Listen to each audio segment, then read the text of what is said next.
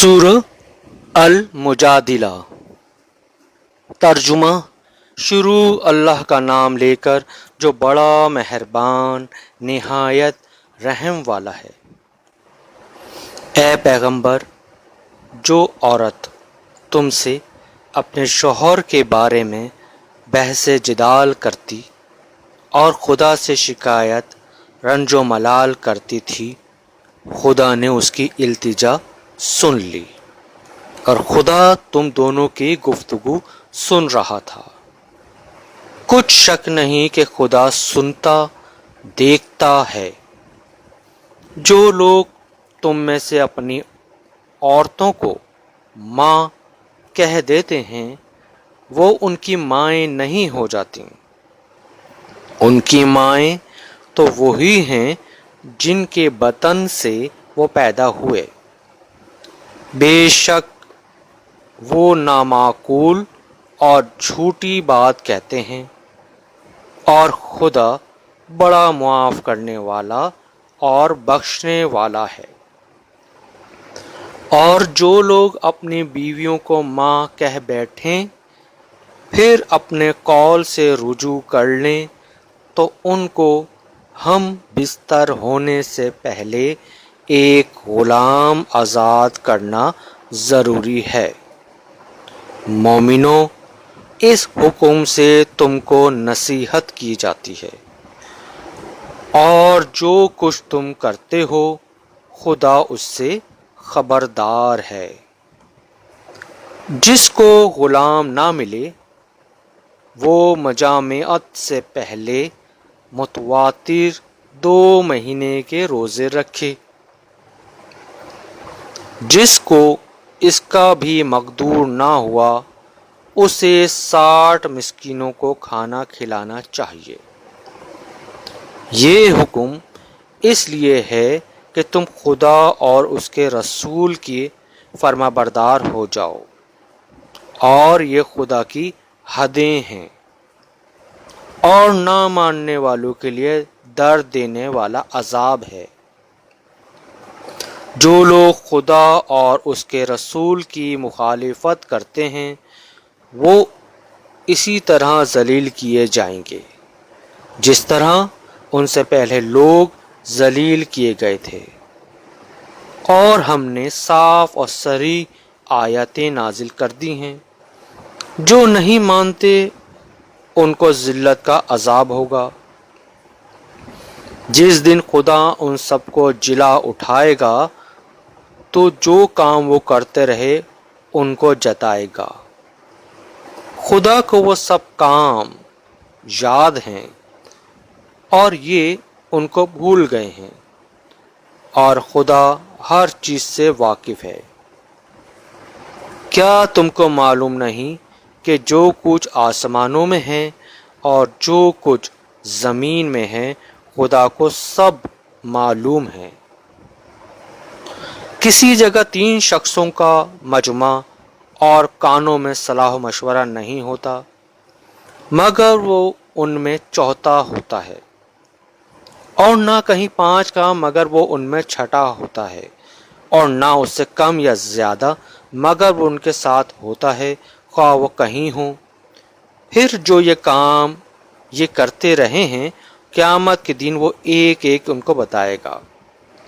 بے شک خدا ہر چیز سے واقف ہے۔ کیا تم نے ان لوگوں کو نہیں دیکھا جن کو سرگوشیاں کرنے سے منع کیا گیا تھا؟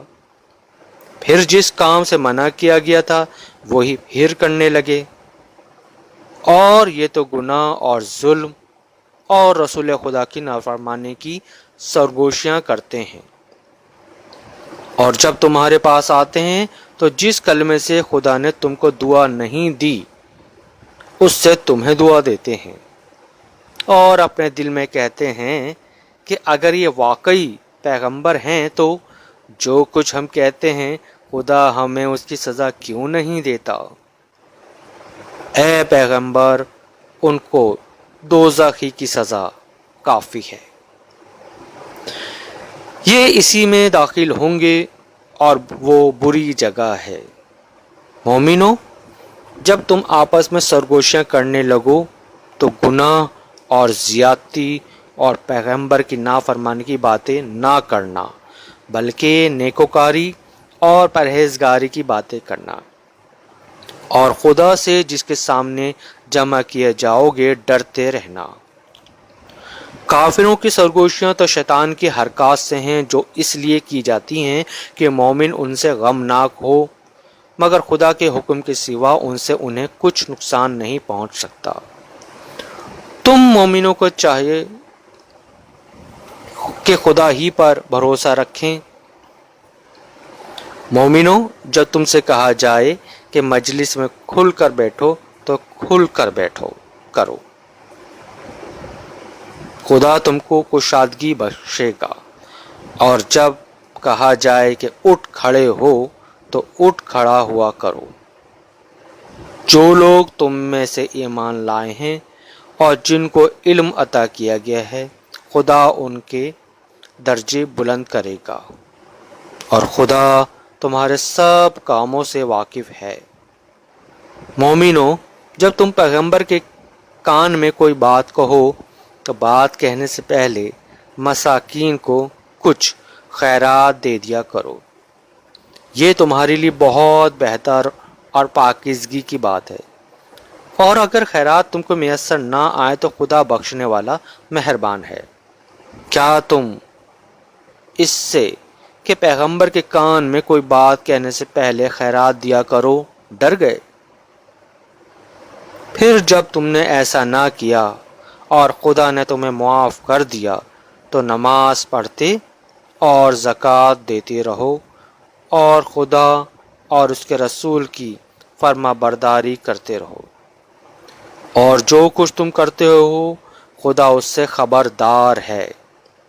بھلا تم ان لوگوں کو نہیں دیکھا جو ایسوں سے دوستی کرتے ہیں جن پر خدا کا غضب ہوا؟ وہ نہ تم میں ہیں نہ ان میں، اور جان بوجھ کر جھوٹی باتوں پر قسمیں کھاتے ہیں۔ خدا نے ان کے لیے سخت عذاب تیار کر رکھا ہے، یہ جو کچھ کرتے ہیں یقیناً برا ہے۔ انہوں نے اپنی قسموں کو ڈھال بنا لیا اور لوگوں کو خدا کے راستے سے روک دیا ہے، سو ان کے لیے ذلت کا عذاب ہے۔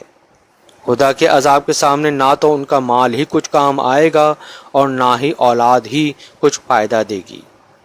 یہ لوگ اہل دوزخ ہیں، اس میں ہمیشہ جلتے رہیں گے۔ جس دن خدا ان سب کو جلا اٹھائے گا، جس طرح تمہارے سامنے قسمیں کھاتے اسی طرح خدا کے سامنے قسمیں کھائیں گے، اور خیال کریں گے کہ ایسا کرنے سے کام لے نکلے ہیں۔ دیکھو، یہ جھوٹے اور برسر غلط ہیں، شیطان نے ان کو قابو میں کر لیا ہے اور خدا کی یاد ان کو بھلا دی ہے۔ یہ جماعت شیطان کا لشکر ہے، اور سن رکھو کہ شیطان کا لشکر نقصان اٹھانے والا ہے۔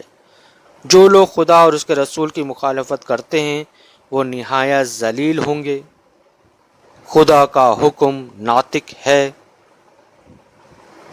کہ میں اور میرے پیغمبر ضرور غالب رہیں گے، بے شک خدا زور آور اور زبردست ہے۔ جو لوگ خدا پر اور روز قیامت پر ایمان رکھتے ہیں، تم ان کو خدا اور اس کے رسول کے دشمنوں سے دوستی کرتے ہوئے نہ دیکھو گے، خواہ وہ ان کے باپ یا بیٹے یا بھائی یا خاندان ہی کے لوگ ہوں۔ یہ وہ لوگ ہیں جن کے دلوں میں خدا نے ایمان پتھر پر لکیر کی طرح تحریر کر دیا ہے، اور فیض غیبی سے ان کی مدد کی ہے، اور وہ ان کو بہشتوں میں جن کے تلے نہریں بہہ رہی ہیں داخل کریں گے، ہمیشہ ان میں رہیں گے۔ خدا ان سے خوش اور وہ خدا سے خوش۔ یہی گروہ وہ خدا کا لشکر ہے، اور سن رکھو کہ خدا ہی کا لشکر مراد حاصل کرنے والا ہے۔